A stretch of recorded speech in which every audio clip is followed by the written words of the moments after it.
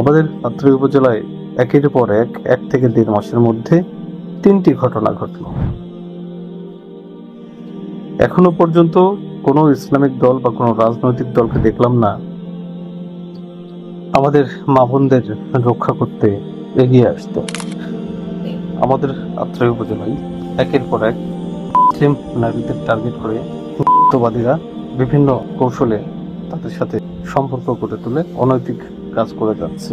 কিছু মিডিয়ায় প্রকাশ হচ্ছে, আর অনেকগুলোই কিন্তু মিডিয়ার অন্তরালে থেকে যাচ্ছে। আজকে এই যুবক তার স্টুডিওতে ছবি তোলার নাম করে এই যে কালো বোরকা পরিহিত মহিলাকে দেখছেন, সে একজন মুসলিম ধর্মের অনুসারী হয়ে হিন্দু যুবকের সাথে কুকর্ম করতে যায় তার স্টুডিওতে, এই যে দাঁড়িয়ে থাকা এই যুবকটির সাথে। পরবর্তীতে জনতা তাকে হাতে নাতে আটক করে।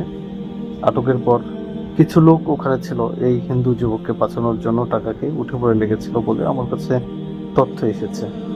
তো যাই হোক, সেটি বড় কথা নয়। বড় কথা, আমাদের পাত্রী উপজেলায় একের পর এক থেকে 1.5 মাসের মধ্যে 3টি ঘটনা ঘটল।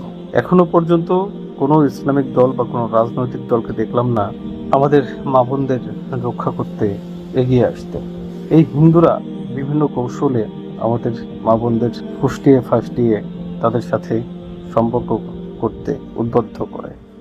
শুধু এই ব্যবসায়ী বা অন্য ব্যবসায়ী এরাই নয়, এখানে জড়িত শিক্ষকরা, অনেক শিক্ষা প্রতিষ্ঠানের শিক্ষকরা তাদের ছাত্রীদের টার্গেট করে এরকম অনৈতিক কাজ করে। সেগুলো সবই কিন্তু মুসলিম ছাত্রী। আমাদের সচেতন হতে হবে, পারিবারিকভাবেও আমাদের এসব বিষয়ে সচেতন রাখতে হবে আমাদের বাচ্চাদেরকে, আমাদের মা বোনকে। তাহলেই আমরা এগুলোর হাত থেকে কিছুটা অবসান পাবো।